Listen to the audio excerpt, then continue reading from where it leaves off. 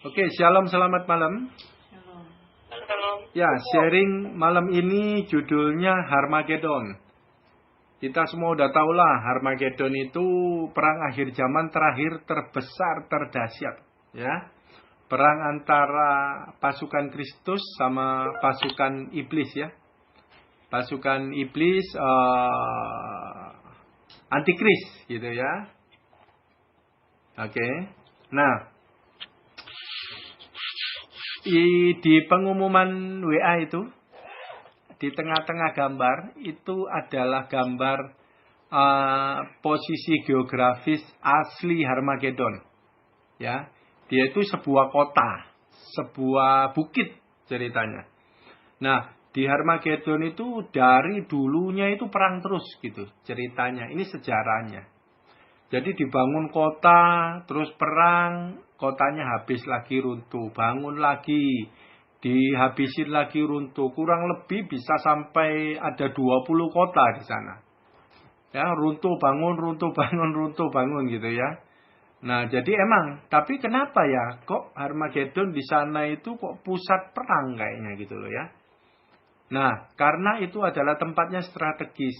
Jadi itu tempat perlintasan perdagangan. Dari Mesir menuju Asia Kecil, menuju Mesopotamia, menuju Eropa, Suria gitu ya. Nah, jadi itu tempat bagus, makanya banyak diperangi. Gitu ya. Nggak tahu tujuannya mungkin buat perdagangan, buat jaga barang atau apa, ya nggak tahu. Ya, tapi itu satu lembah seperti itu ya. Nah, dulunya tempat itu 3.500, 3.100 tahun sebelum Masehi itu ya, itu tanah Kanaan di sana juga. Ya, punyanya orang Kanaan di sana juga, ya. Jadi Raja Salomo sempat bangun, Raja Ahab sempat bangun, ya. Nah, Firaun juga perang juga di sana sama Yehuda. Raja Yehuda terus mati di sana. Ya, itu 609 sebelum Masehi. Ya. Nah, 500 sebelum Masehi, Firaun pun perang juga sama koalisi Kanaan. Jadi perang terus pokoknya di Armageddon itu ceritanya ya. Nah, bahkan perang dunia pertama 1918 itu di Armageddon rupanya. Ya, pasukan sekutu yang diketuai Jenderal Edmund Allenby atau Allenby ya. Gitu ya. Dengan Ottoman. Nah, Ottomannya kalah, gitu ya. Nah, ini terus perang ceritanya pokok di sana ya. Nah, jadi tempat strategis. Nah, sekarang dijadikan tempat cagar alam budaya UNESCO, ya. Taman Nasional Megiddo, ya. Jadi Harmagedon itu terdiri dari dua kata. Itu kata Ibrani. Har sama Megiddo. Har itu bukit, Megiddo itu tempat. Ya. Nah, jadi digabung Harmagedon adalah bukit Megiddo. Ya, sekarang kita baca ayat pengantarnya ya. Wahyu 16 ayat 16. Lalu ia mengumpulkan mereka di tempat yang dalam bahasa Ibrani disebut Harmagedon. Nah, ini satu ayatnya, tapi satu perikopnya nanti dimulai dari ayat 12. Nah, cuman ayat pengantar kita saya ambil cuman ayat 16 saja. Ya, satu perikopnya dimulai 12, diakhiri dengan 16. Wahyu 16. Nah, sekarang kita masuk ya. Itu tentang Harmagedon sepintas biografinya seperti gitu. Ya. Sebentar ya. Nah, oke. Sekarang Wahyu 16 ayat 12. Ini permulaannya ya. Dan malaikat yang keenam menumpahkan cawannya ke atas sungai yang besar. Sungai Efrat. Lalu keringlah airnya supaya siaplah jalan bagi raja-raja yang datang dari sebelah timur. 12 ya. Terus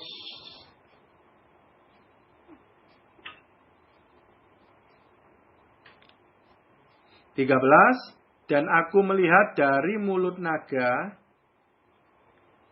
dan dari mulut binatang, dan dari mulut nabi palsu itu, keluar 3 roh najis yang menyerupai kata. 13 ya. Sekarang 14. Itulah roh-roh setan yang mengadakan perbuatan-perbuatan ajaib, dan mereka pergi mendapatkan raja-raja di seluruh dunia untuk mengumpulkan mereka guna peperangan pada hari besar, yaitu pada hari Allah yang Maha Kuasa. Itu 15 dan 16-nya. Lalu ia mengumpulkan mereka di tempat yang dalam bahasa Ibrani disebut Harmagedon. Nah, jadi julukannya perang akhir zaman, dari tempatnya perang Harmagedon gitu ya. Nah, tadi secara geografis begitu. Tapi kita udah tahu Wahyu ini firman Tuhan yang di Alkitab itu semua pakai bahasa perlambang. Ini paling susah diartikan itu Wahyu gitu ya. Semuanya perlambang. Jadi Harmagedon itu juga tempat perlambang, tempat perang gitu ya. Jadi menurut tafsiran saya, bukan nanti perang akhir zaman itu di Harmagedon. Nah, itu yang tafsiran saya. Cuman Tuhan ambil Harmagedon karena Harmagedon itu tempat favorit perang. Ya, kayak gitu. Oke, sekarang kita mulai dari ayat 12. Ya, kita satu persatu kita belajar ya. Oke. Dan malaikat yang ke-6 menumpahkan cawannya ke atas sungai yang besar, sungai Efrat. Lalu keringlah airnya, supaya siaplah jalan bagi raja-raja yang datang dari sebelah timur. Kita belajar ayat 12 dulu ya. Oke. Ini malaikat ke-6 menumpahkan cawan. Nah, cawan ini cawan murka Tuhan. Ya, mengenai sungai yang besar namanya Efrat.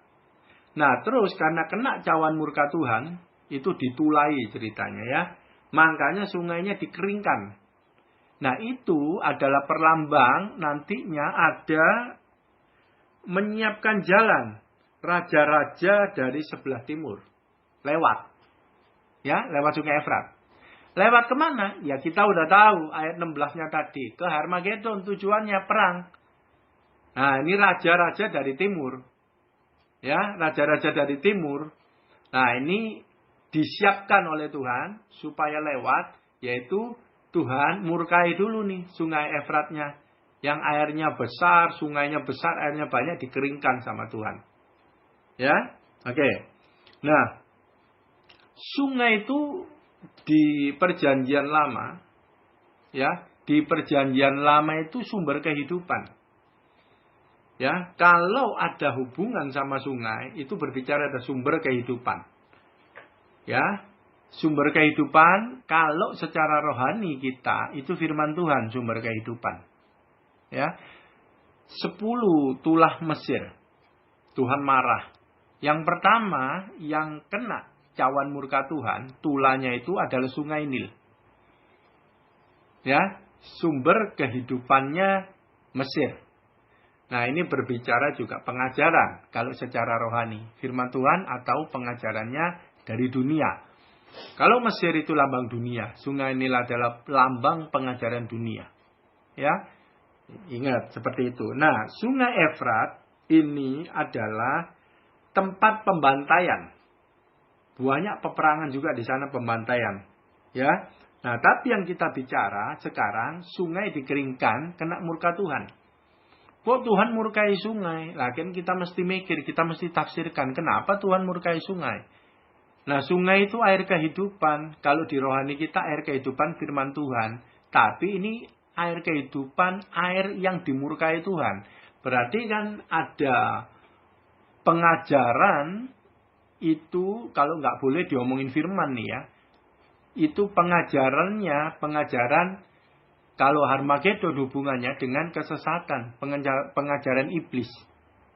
Ya, itu yang Tuhan marah. Tuhan kasih cawan murkanya, dia keringkan. Ya, jadi dia keringkan. Nah, ini Tuhan tunjukkan bahwa pengajaran dari iblis, apa yang dompleng di pengajaran dunia gini ya. Nah, itu Tuhan keringkan, Tuhan tunjukkan. Gitu ya. Ini kering gitu. Ya, artinya apa? Ya nggak bagus, mati. Nah, itu kesempatan raja dari timur itu masuk.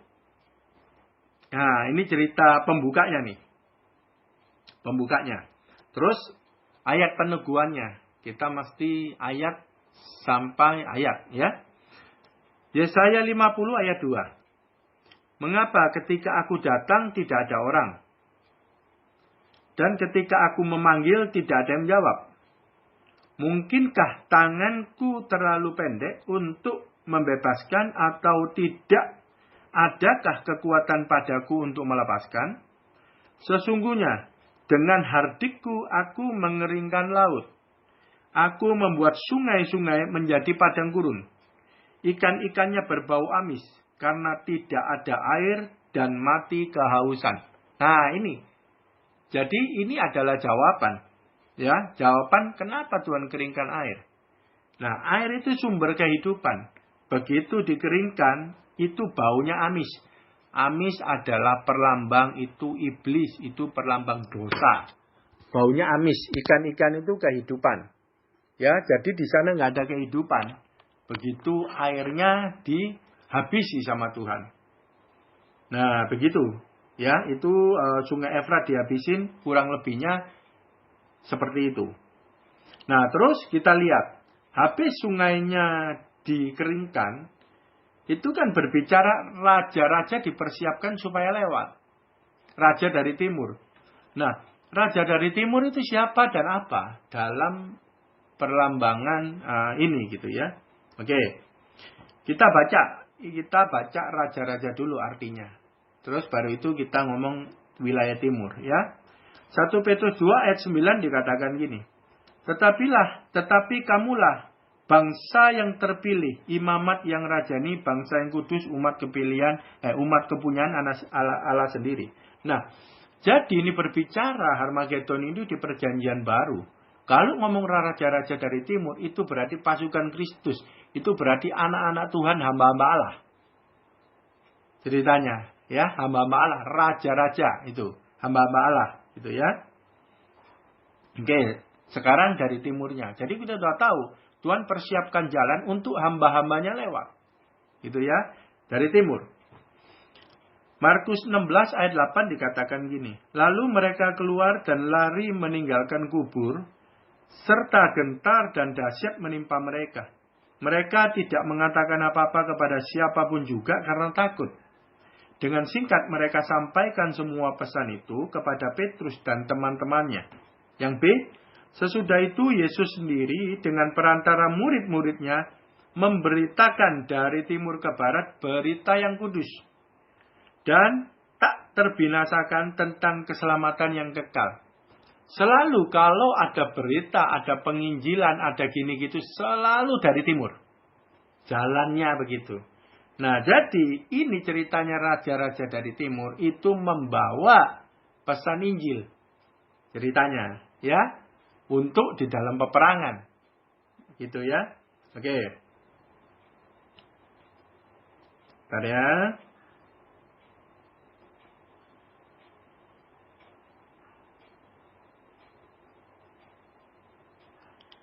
Di dalam Yesaya 41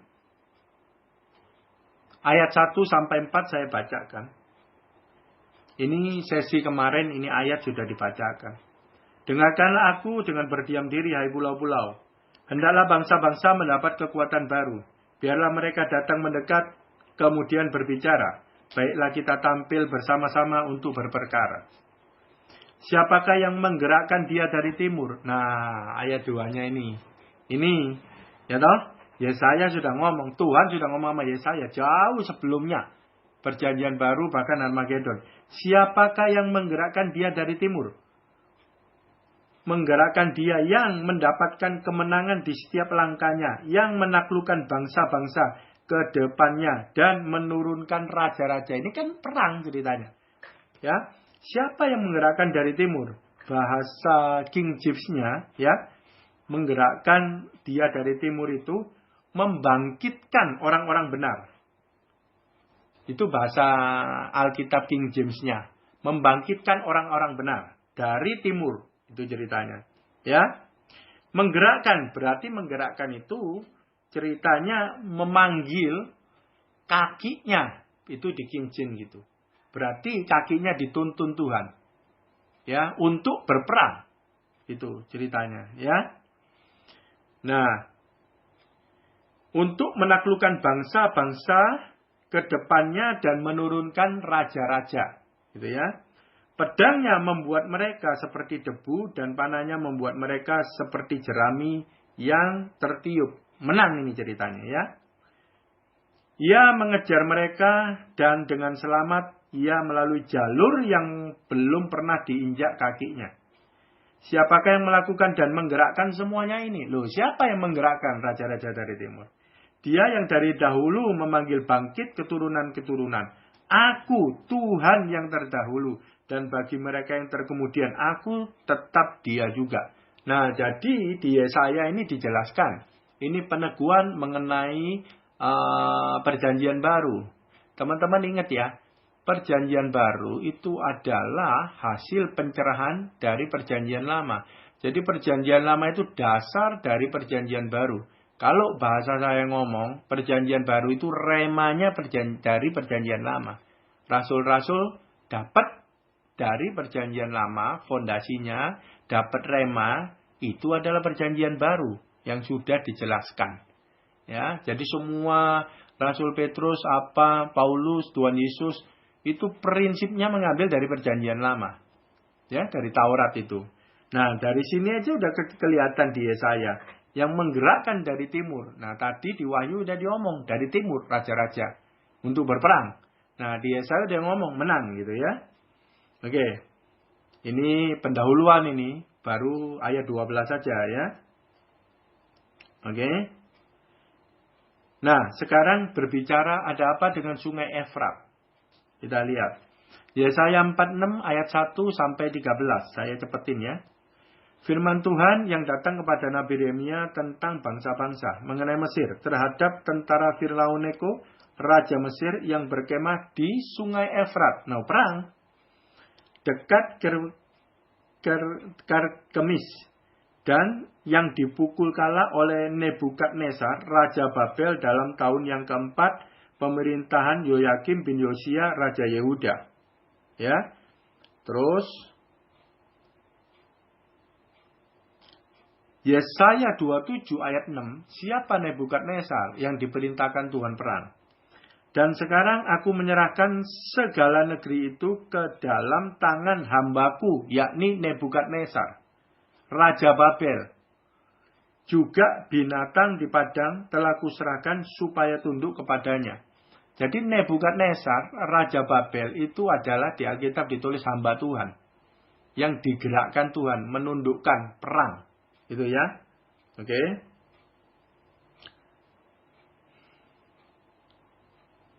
Saya nggak bahas terlalu banyak yang Nebukadnezar ya. Sebentar ya. 18. Oke, berarti tak cepetin aja ya. Sayang kalau enggak ya. Jadi Nebukadnezar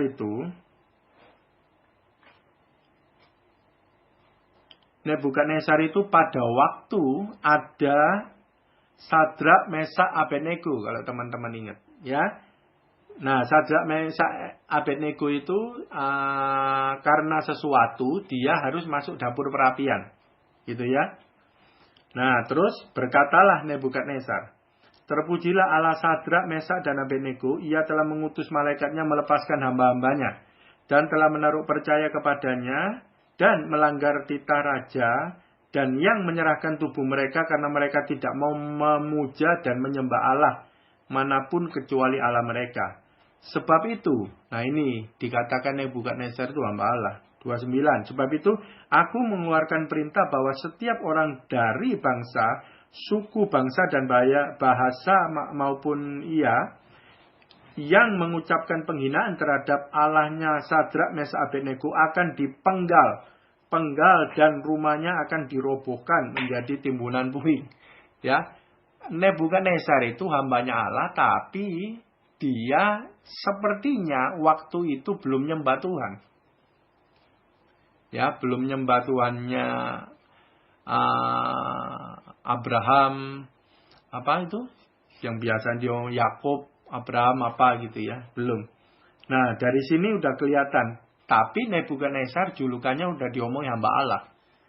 Ya, dia ditugasin menundukin, memerangin Yerusalem atau orang-orang Yehuda yang masuk dalam penyembahan berhala.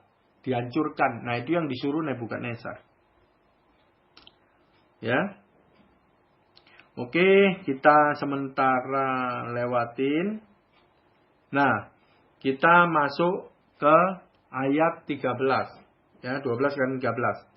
Dan aku melihat mulut naga, dari mulut naga, dan dari mulut binatang, dan dari mulut nabi palsu itu, keluar 3 roh najis yang menyerupai katak. Nah ini, tadi ayat 12, Tuhan keringkan sungai Efrat, terus raja-raja dari timur, Tuhan beri jalan, supaya masuk peperangan hari besar, Harmagedon, di tempat Harmagedon. Nah, melihat pasukan Tuhan itu masuk, diperintahin Tuhan, nah ayat 13 ini keluar, si setan iblisnya ini nggak terima, dia mengadakan perlawanan. Ya, perlawanan mulut naga, mulut binatang, dan mulut nabi palsu itu keluar 3 roh najis yang menyerupai katak. Nah, yang menyerupai katak itu adalah roh najis. Gambaran najis itu katak. Kalau teman-teman ingat 10 tulah, ya, tulah kedua itu katak. Jadi 10 tulah itu nggak main-main. Tuhan mau hajar Mesir ke duniawian. Jadi sengaja emang harus 10 karena dia mau mengajar dewa-dewa, mau mengajar perlambang-perlambang yang seperti itulah. Setan-setan atau berhalanya itu dihabisin. Makanya 10. Yang pertama sungai Nil, kedua katak. Jadi katak itu banyak keluar dari sungai Nil. Ya, nutupin semua Mesir. Jadi ibaratnya apa? Mesir itu sudah masuk dikuasai roh kenajisan. Nah, itu ceritanya. Nah, 3 roh najis itu dari mulut naga, mulut binatang, mulut nabi palsu. Itu perang. Ya. Jadi melawan, gitu ya. Nah, 3 roh najis itu adalah senjata pamungkasnya. Karena ini di perang Harmagedon, perang terakhir. Senjata pamungkas iblis itu 3 roh najis ini. Ya, kepalanya boleh dibilang ya. Nah, kepalanya 3 roh najis. Itu adalah jalur-jalurnya itu berbicara tentang penyesatan. Ya. Tapi nanti kita lihat ya. Oke, nah, ini ditulis begini teman-teman. Roh itu keluar dari mulut. Ya, dari mulut keluarnya. Loh, apa itu dari mulut? Persis tahun ini 5781 mulut Tuhan mengajar. Jadi kalau ngomong keluar dari mulut itu berbicara pengajaran. Ya, berbicara roh. Berbicara dorongan. Nah, itu keluar dari mulut. Ya. Oke. Nah, kita lihat. 3 roh najis itu di akhir zaman yang dikeluarkan dari iblis. Berbentuk seperti katak. Nah, itu pasti ada manifestnya. Teman-teman kira-kira nih, mikir nih. Dosa yang terkuat, yang memotivasi dunia maupun orang Kristen, yang paling kuat merusak, ini ada 3. Nah, 3 pasti manifestnya ada. Saya mikir-mikir nih, apa ya manifestnya ya? Oke, kita coba. Pertama, harta, masalah uang, mamon. Karena firman Tuhan ngomong, nggak bisa nyembah Tuhan dan nyembah mamon. Wah, berarti top dong, mamon dong, sampai disamakan ya. Nah, itu pertama. Nah, kita lihatlah masalah uang, masalah mamon. Jangankan orang dunia, orang Kristen pun Ini udah mabok banget. Bukan juga jemaat. Di gereja-gereja juga udah keracunin sama mamon ini banyak sekali. Melayani, pelayanan, dan lain-lain gini gitu. Yang semua motivasinya uang. Ya toh? Nah ini roh mamon jelas ini beroperasi dengan kuatnya. Gitu ya. Nah ini hati-hati. Ini satu roh mamon. Uang.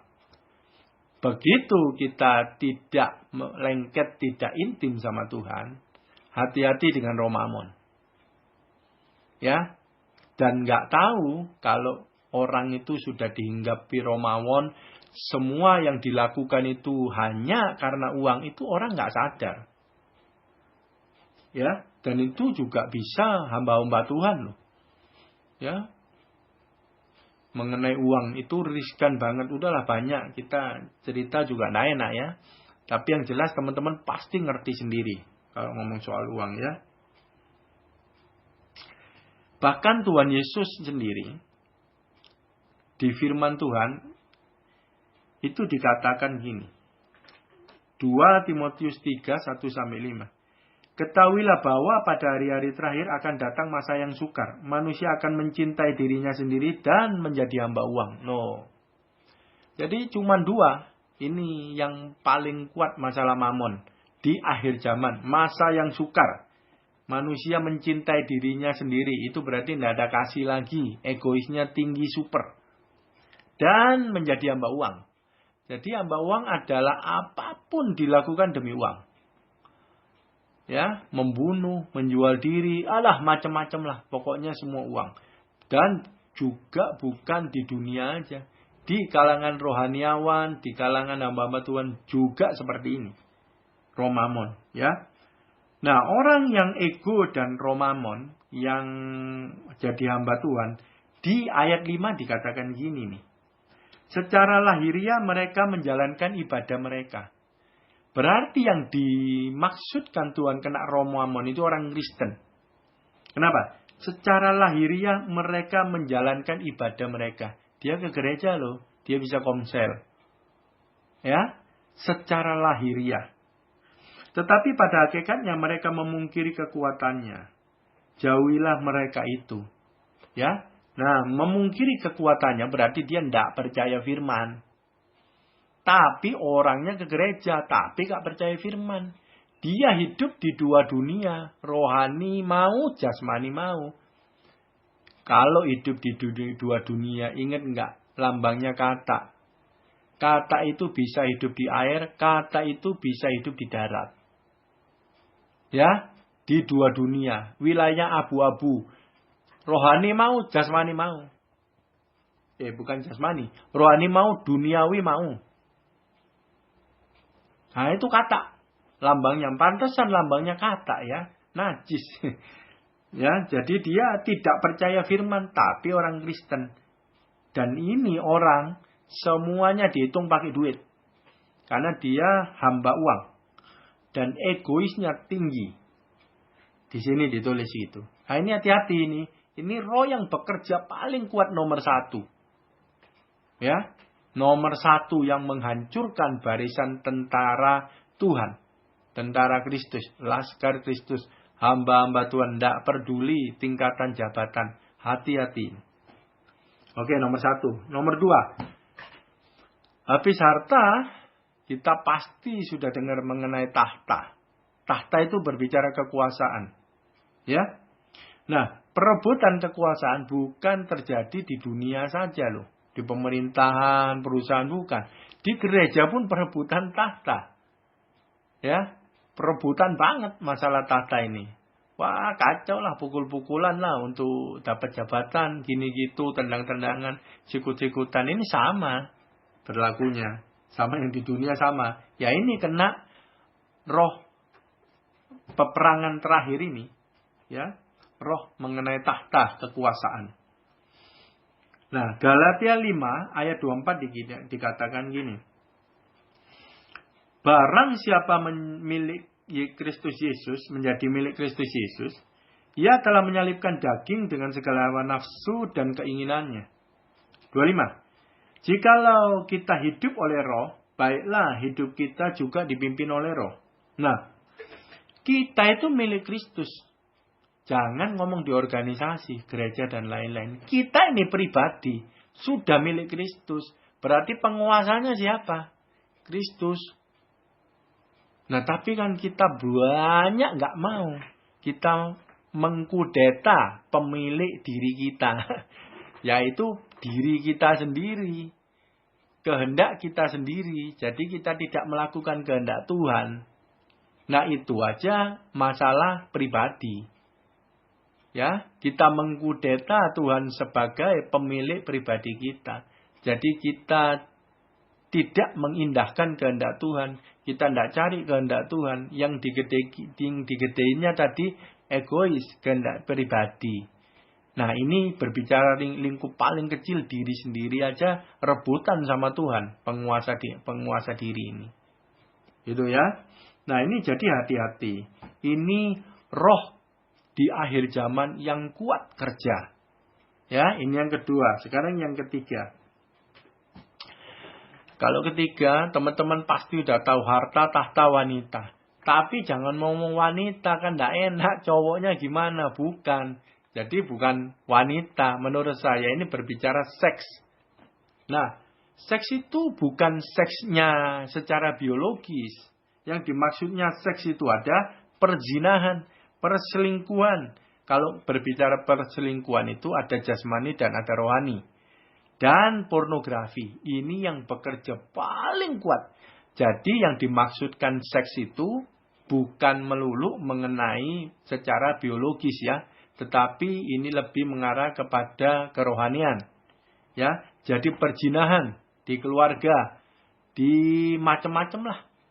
Di kedudukan, pekerjaan apa, ya, di lingkup gereja pun banyak kena racun ini. Kena roh ini banyak banget. Hamba-hamba Tuhan juga yang jatuh banyak.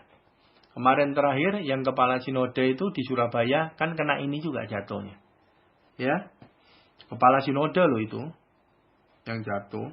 Nah, terus perselingkuhan jasmani dan rohani. Yang tadi jasmani itu udah di dalam keluarga, nah rohani juga gitu. Perselingkuhan berbicara penyembahan berhala, balik-baliknya lagi.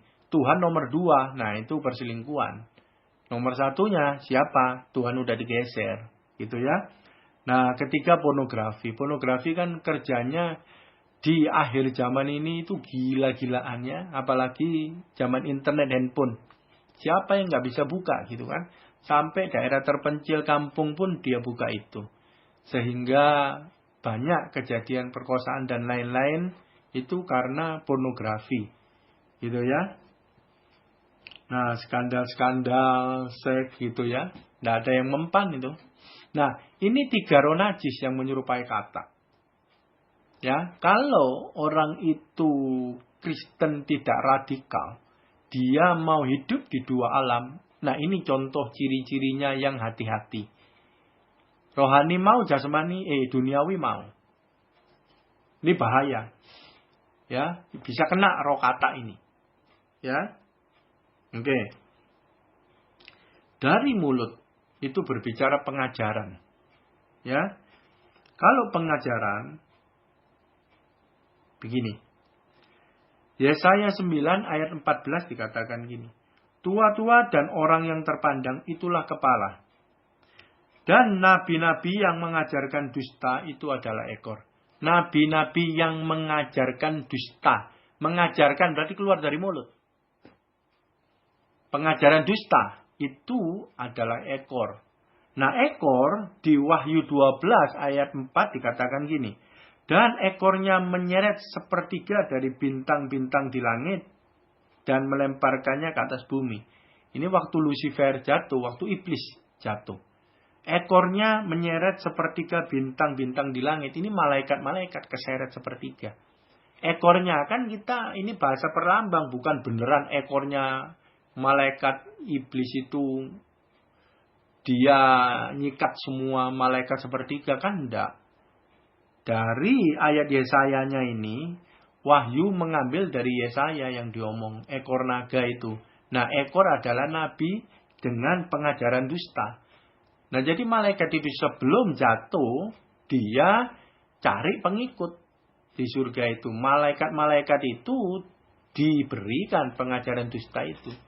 Sehingga ikut iblis, jadi diusir Tuhan, jatuh ke bumi ini. Sepertiga, gitu ya. Nah, ini berbicara dari mulut Nabi. Jadi, dari ayat 13 ini udah tahu, setan iblis atau antikris, dia melawan. Melawannya pakai apa? Pakai mulut. Kenapa? Perangnya perang mulut. Ya, oke, karena perlawanannya pakai mulut. Perangnya perang pengajaran. Jadi perangnya pengajaran kebenaran dan pengajaran penyesatan. Ya, nabi palsu dengan raja-raja dari timur, hamba-hamba Tuhan. Nah, Kisah 20 ayat 30 diomong gini. Bahkan dari antara kamu sendiri akan muncul beberapa orang yang dengan ajaran palsu mereka berusaha menarik murid-muridnya dari jalan yang benar dan supaya mengikut mereka. Nah, jadi di peperangan terakhir ini iblis merusak dari dalam. Jadi dia mengambil pasukannya orang Kristennya sendiri. Ya, karena kalau dirusak dari luar pengajaran, ya ini susah. Kalau sudah komit, kita benar Tuhan Yesus, benar Alkitab, kan kita nggak mau disuruh ganti. Nah, kepada yang nggak mau ini kekeh, dia pakai taktik lain lagi, yaitu ambil orang Kristen sendiri disesatkan. Dan itu sukses. Ya, masih Kristen, tapi nggak masuk surga. Kan sukses setannya ceritanya begini. Ya kan? Tujuan sebenarnya kan nggak masuk surga gitu kan. Tujuan iblisnya ya, membelokkan biar nggak masuk surga gitu ya. Biar banyak yang masuk neraka. Murtad, tapi nggak ketahuan dia murtad. Di Matius diomong, aku ngusir setan, ngunjungi orang sakit semua dalam nama Yesus. Tetapi akhirnya ditolak sama Tuhan. Karena dia melakukan kejahatan, nggak melakukan kehendak Tuhan. Aku tidak pernah mengenal kamu. Loh, dia melakukan kebaikan loh. Dan dia nggak tahu bahwa dia bakal ditolak. Dan dia nggak tahu bahwa dia itu nabi palsu. Karena di ayat-ayat sebelumnya itu berbicara nabi palsu. Jadi dia nggak tahu dia nabi palsu. Jadi dia mempunyai keyakinan yang diajarkan benar. Tapi itu salah dari setan. Nah ini perangnya ini. Perangnya ini. Jadi dia yakin banget dia benar. Nah yang bingung kan jemaatnya. Mendeteksi palsu sama asli aja setengah mati. Ya toh? Jadi kalau nggak intim sama Tuhan, nggak tahu yang asli, ya nggak bisa tahu yang palsu. Semakin kenal Tuhan, semakin intim sama Tuhan, semakin tahu yang asli, semakin gampang mendeteksi yang palsu. Nah itu prinsipnya. Gitu. Tapi palsu asli, ini berbicara pengajaran primer teman-teman. Bukan pengajaran karakter. Bukan pengajaran budi pekerti yang mesti bagus, harus memberi gini gitu. Mereka pun memberi. Karena nabi palsu itu juga mengunjungi orang sakit, menyembuhkan orang dengan tanda-tanda ajaib. Sama. Tapi waktu berbicara keselamatan, nah di sana itu dia tikung. Dia telikung. Jadi secara karakter dia orangnya baik. Makanya bisa punya jemaat, bisa percaya jemaatnya. Kalau dia buruk, ya jemaatnya kabur. Ini yang sulit, sangat sulit. Kalau kita lihat orang, tidak lihat firman, sangat sulit. Kalau kita udah mengidolakan satu orang, jadi orang itu pengajarannya melenceng sesat pun, kita tetap terima percaya. Karena kita lihat siapa dia. Ini salah. Semua harus kembali kepada firman. Orang bisa salah. Dari sini kita belajar. Ini peperangan Harmagedon. Ya, peperangan Harmagedon. Masuk neraka. Atau masuk surga. Itu. Ya, Matius 7 ayat 15. Waspadalah terhadap nabi-nabi palsu. Yang datang kepadamu dengan menyamar seperti domba, tetapi sesungguhnya mereka adalah serigala yang buas. Ini kita kan sesi-sesi kemarin ada berbicara mengenai 666 ya. Jadi ada kalau ngomong antikris, nabi palsu ada dari ayat-ayat sana juga. Jadi nabi palsu itu datang kepadamu menyamar seperti domba. Kita domba, dia domba. Orang Kristen bukan? Kristen. Ya, secara tampak luar tidak kelihatan. Dalamnya serigala itu tidak kelihatan. Ya, jadi semua yang dia lakukan itu di dalamnya serigala. Dia melakukan perbuatan baik. Bahkan karakternya baik. Bahkan tidak full firman ya. Dia juga pelaku firman karena karakternya baik. Jadi pelaku firman belum tentu dia melakukan kehendak Tuhan. Bisa dia melakukannya karena kehendak serigala yang di dalamnya. Tetapi kalau orang yang intim sama Tuhan, dia melakukan kehendak Tuhan. Pasti dia melakukan firman. Karena melakukan kehendak Tuhan itu dari dorongan Roh Kudus yang di dalam kita. Hasil dari keintiman kita dengan Tuhan. Di sini jelas. Tapi dari luar sama-sama domba, sama-sama melakukan kebaikan. Tidak kelihatan.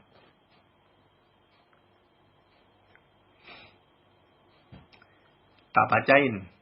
Biar jelas. Bukan setiap orang yang berseru kepadaku Tuhan akan masuk kerajaan surga. Melainkan dia melakukan kehendak Bapakku yang di surga. Sama-sama domba. Cuman dalamnya yang asli itu ada kehendak Bapak. Yang satunya ada kehendak serigala.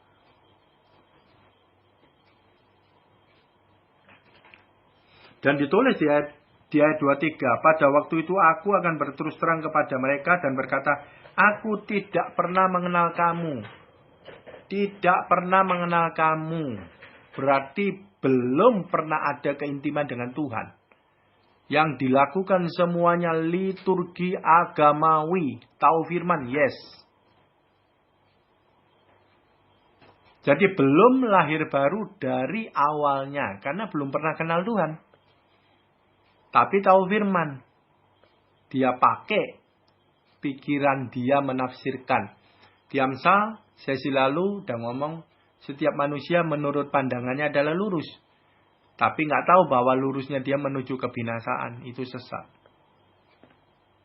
Ini menafsir firman Tuhan menurut intelektual manusia. Pola pikir manusia. Bukan dari Tuhan. Rema, pewahyuan, bukan. Ya, dia bisa khotbah bagus, semuanya bagus. Ya, karena bagus, pelayanan juga semuanya sama. Cuman pengendalinya dia serigala, bukan kehendak Tuhan gitu. Oke? 14. Itulah roh-roh setan yang mengadakan perbuatan-perbuatan ajaib.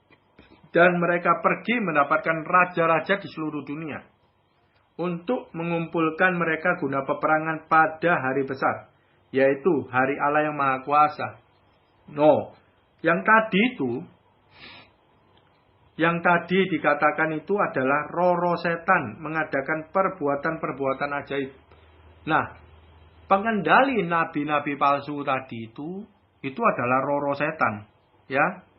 Mengadakan perbuatan-perbuatan ajaib. Jadi, perbuatan ajaib itu kita tidak tahu. Kita bisa melihatnya sebagai mujizat dari Tuhan. Padahal bukan. Setan juga bisa berbuat perbuatan ajaib. Jadi kalau kita mengagungkan tanda-tanda mujizat itu, kita bisa kepleset, bisa tertipu. Ya, nggak bisa. Kita harus melihat dasar firman Tuhan supaya tidak tertipu. Jadi pengetahuan rema firman harus benar-benar luas dan dalam.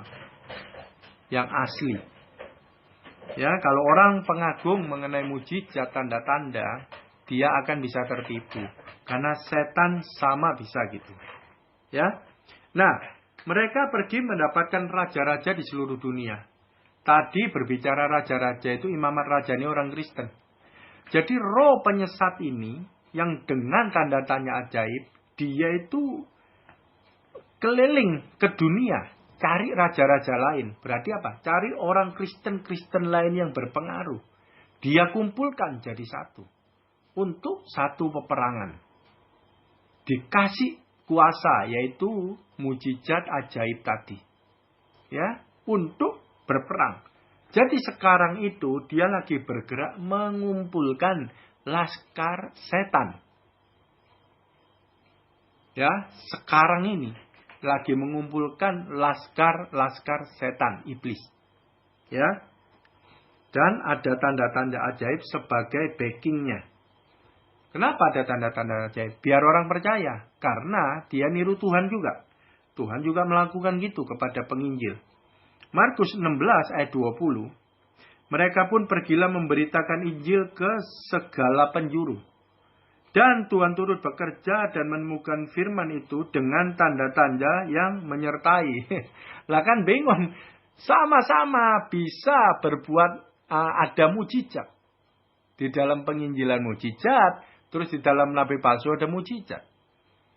Nah, mana yang benar? Nah, ini yang banyak orang tertipu di sana. Dikirain kalau ada mujizat ini pasti asli. Ternyata bukan. Ya, tapi kalau yang asli pasti bisa mujizat. Tapi kalau yang bisa mujizat belum tentu asli. Bisa palsu. Ibrani 2 ayat 4. Allah meneguhkan kesaksian mereka oleh tanda-tanda dan mujizat-mujizat dan berbagai-bagai pernyataan kekuasaan oleh karena Roh Kudus. Oleh karena Roh Kudus. Kalau di sana oleh karena serigala, oleh karena setan, oleh karena iblis. Jadi jemaat ini kalau nggak intim benar sama Tuhan, sama Roh Kudus, sangat-sangat membingungkan dan gampang tertipu. Apalagi nggak tahu firman, nggak intim sama Tuhan, dan tidak di posisi Maria. Karena mujizat diberikan loh. Tapi keuntungan kita yang intim, kita tahu firman, begitu dia melenceng, ada Roh Kudus ngingetin. Ini salah, tidak sesuai firman. Itu aja patokannya.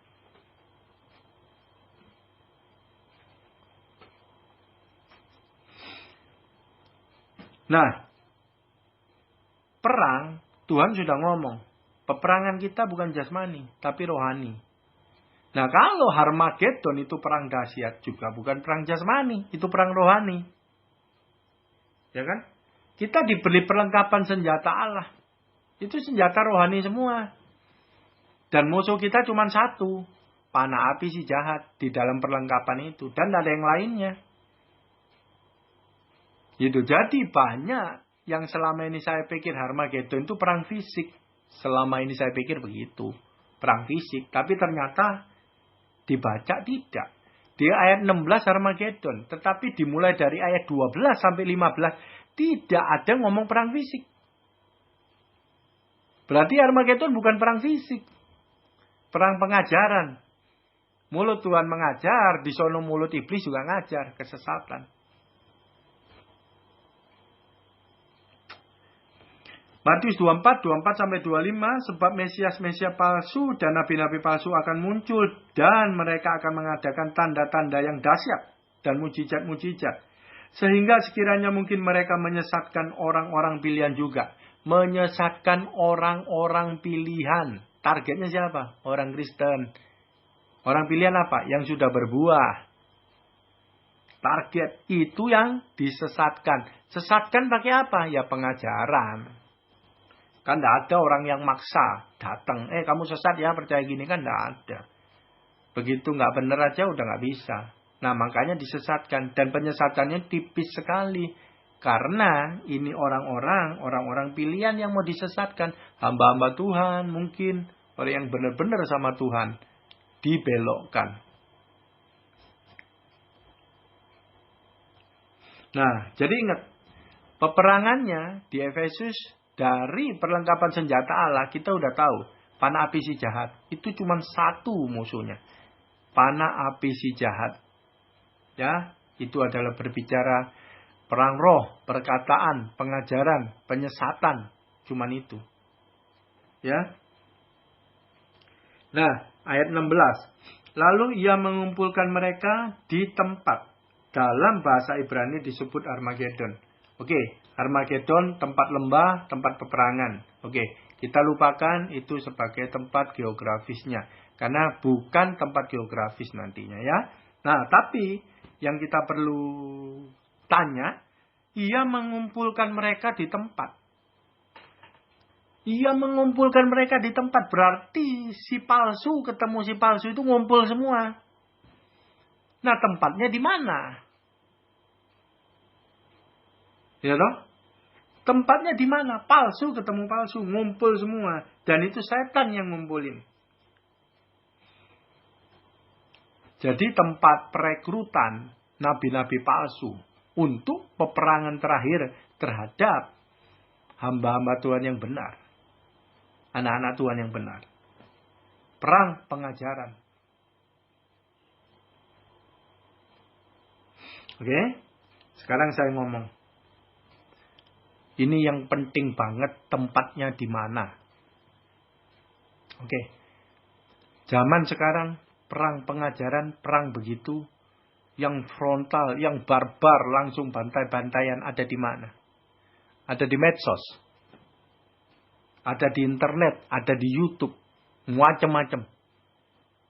Dan kalau ada nabi palsu keluar, atau orang benar dengan pengajarannya, khotbah-khotbahnya, di sana ada yang namanya follower. Kalau kita orang benar, kita pasti ikut follower hamba-hamba Tuhan yang benar dengan pengajaran benar. Tapi kalau dia nabi palsu, pasti juga ada followernya. Berarti berkumpul itu follower. Dan itulah benturan-benturan terjadi. Kalau orang yang nggak tahu asli, dia salah klik, dia mendengarkan, oh sepertinya masuk akal, dia kena jebakan. Ya, saya barusan dengerin ada aliran sesat dari tahun 1991 di Cina. Sekarang lagi booming nih, sudah masuk Indonesia. Dan penyesatannya nggak masuk akal, ini kasar banget. Tapi toh ada pengikut. Jadi ingat teman, penyesatan yang paling kasar, paling bodoh, paling jelas-jelasan, tetap ada pengikut. Tetap ada yang support. Orang Kristen. Gimana yang penyesatannya tipis?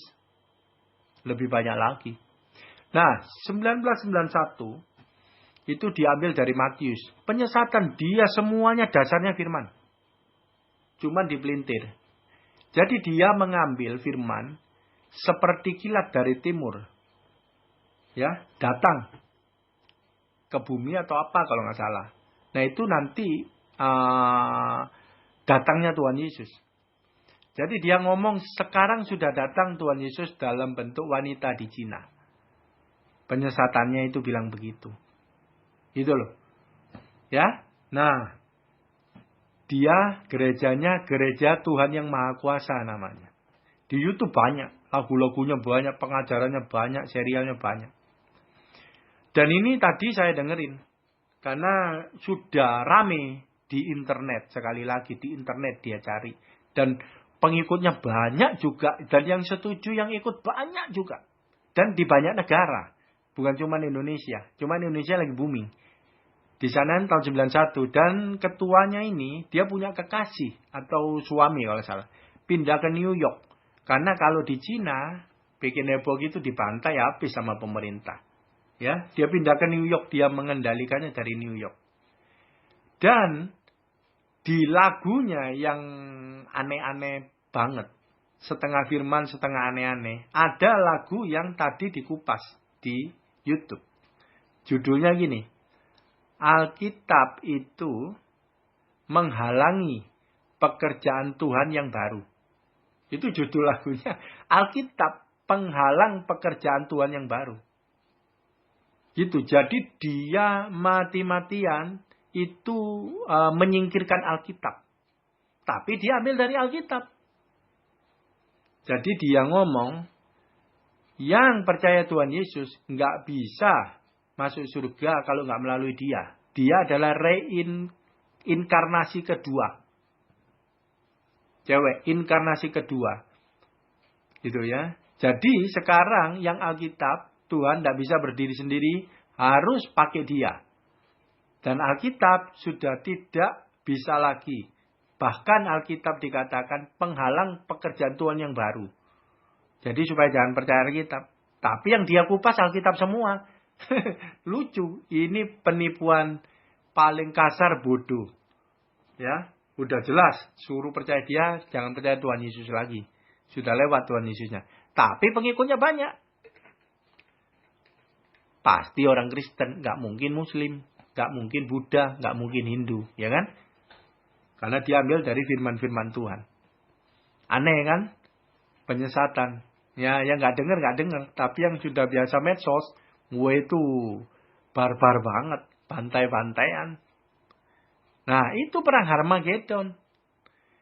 Jadi orang yang baik pun bisa tersesat dan tidak masuk surga.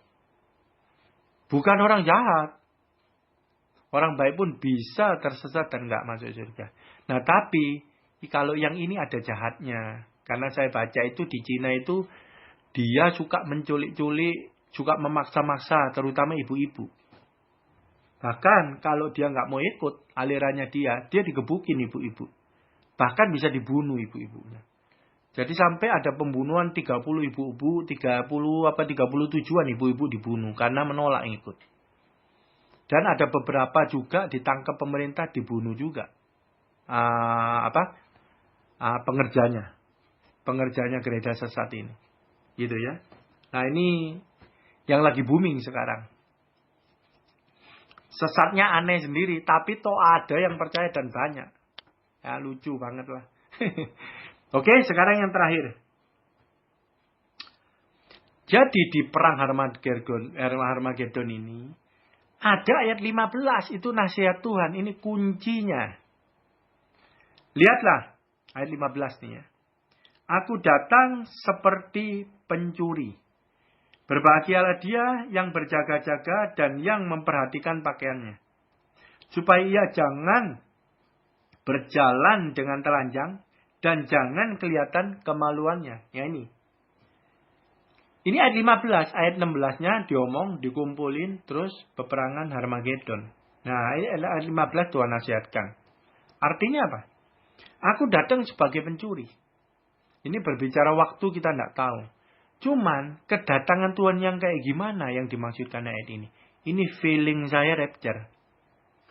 Feelingnya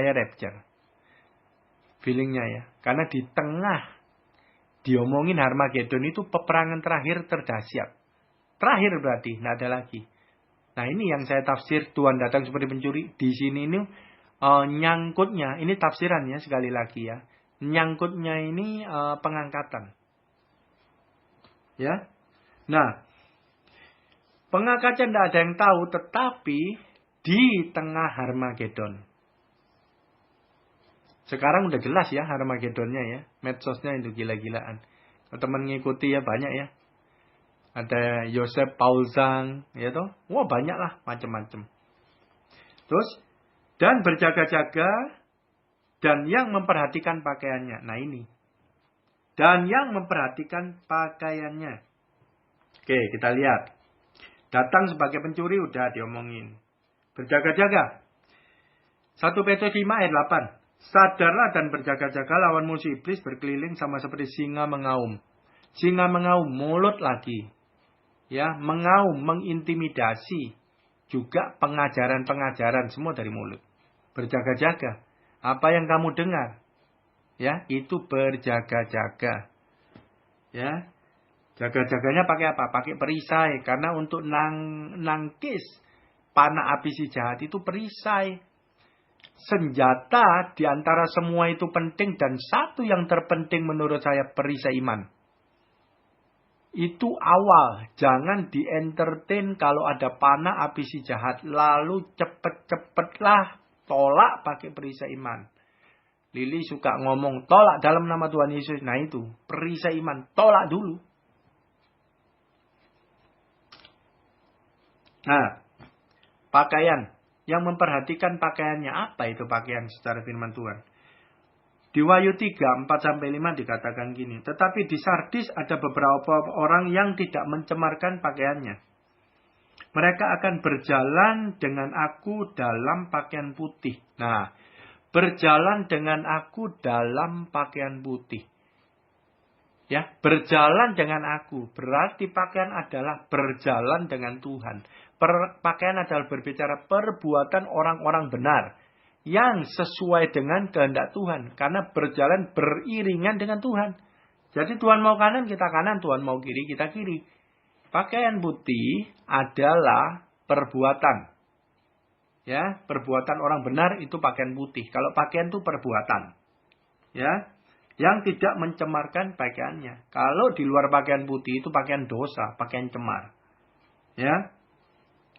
Nah, ini itu berbicara pakaian. Terus lagi, supaya ia jangan berjalan dengan telanjang. Dan jangan kelihatan kemaluannya. Jangan berjalan dengan telanjang loh. Dia tidak berpakaian. Loh, kenapa dia tidak berpakaian? Padahal kan ada pakaian lama. Firman lain kan diomong. Firman lain 2 Korintus 5 ayat 4. Sebab selama masih diam di dalam kemah ini, kita mengeluh oleh beratnya tekanan. Karena kita mau mengenakan pakaian baru tanpa meninggalkan pakaian lama. Supaya fana ditelan oleh hidup. Nah, sebelum terima Tuhan Yesus, sebelum punya pakaian baru, kita kan punya pakaian lama, bukan telanjang. Ya kan? Nah, tapi ini telanjang berarti dia tidak memakai pakaian baru, dia tidak memakai pakaian lama. Artinya apa? Jadi waktu dia sudah lahir baru, dia nggak mau pakaian lama, dia mau pakaian baru, dia mau ikut Tuhan Yesus. Ya, nah dikasihlah firman. Nah, tapi karena dia hidup di dua alam seperti kata, rohani mau, duniawi mau. Gitu ya. Jadi bingung, abu-abu. Nah itulah akhirnya. Pakaian lama enggak, pakaian baru enggak, dia telanjang. Telanjang. Itu artinya orang Kristen yang duniawi. Ya. Rohani mau, duniawi mau. Enggak bisa. Harus pakaian putih. Harus berjalan bersama Tuhan Yesus. Rohani. Hidup dipimpin oleh roh. Lah udah itu kuncinya. Nah. Ini ayat firman sudah selesai. Ya.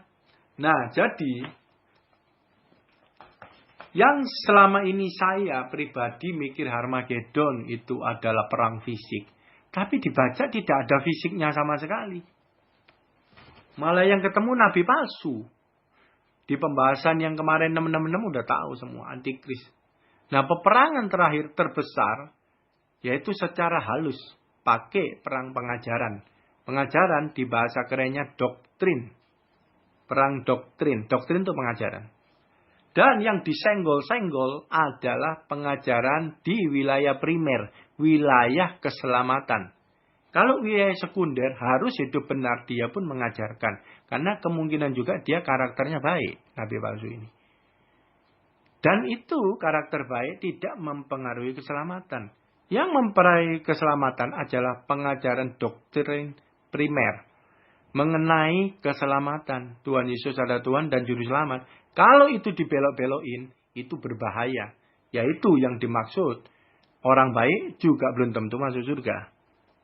Orang baik bisa, karakter Kristen baik. Tapi nggak percaya Tuhan Yesus dibelokkan, ya nggak bisa. Karena firman Tuhan jelas, yang percaya Tuhan Yesus sebagai Tuhan dan Juru Selamat, nah itu yang masuk surga. Nah cuman ada firman yang tidak ada hubungannya keselamatan, tapi ditarik-tarik ke arah keselamatan, ada itu hati-hati. Ini, baptis, bahasa roh. Orang yang nggak bahasa roh, nggak masuk surga. Nah ini, bahasa roh itu tidak ada hubungan sama keselamatan, tapi begitu ditarik, nggak masuk surga. Loh, bahasa roh ditarik. Baptis, tidak baptis, atau baptis selam, atau gini gitu, ribut. Kalau nggak masuk surga. Nah, nggak bisa. Tapi hati-hati, kalau itu udah ditarik ke arah keselamatan, masuk di dalam primer, hati-hati. Itu bisa penyesatan.